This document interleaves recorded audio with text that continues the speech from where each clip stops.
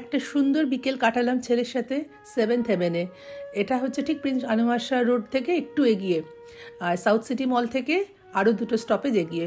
খুব সুন্দর একটা ছোট্ট কিন্তু খুব সুন্দর একটা ক্যাফে।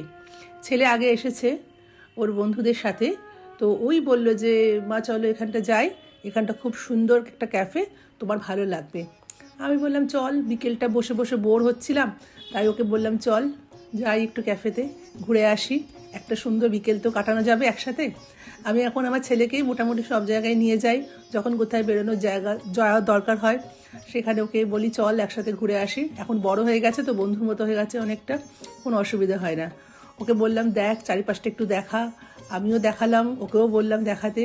এত সুন্দর ছিমছাম পরিষ্কার, অথচ মানে চমৎকার যাকে বলে, চারিদিকটা খুবই সুন্দর খুবই সুন্দর, মানে না দেখলে আপনারা না আসলে বুঝতে পারবেন না।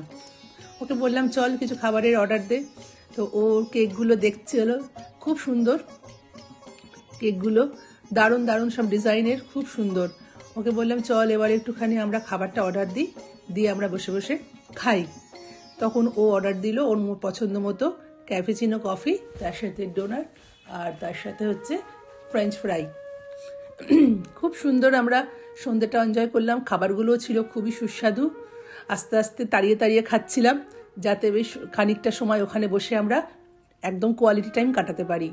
ওকে বললাম একটু ফটোশ্যুট হবে না, ফটোশ্যুট কর, সবাইকে বন্ধুদেরও দেখাই আমরা কোথায় এসেছি না এসেছি, একটু ওদের সাথে বাড়ির পথে।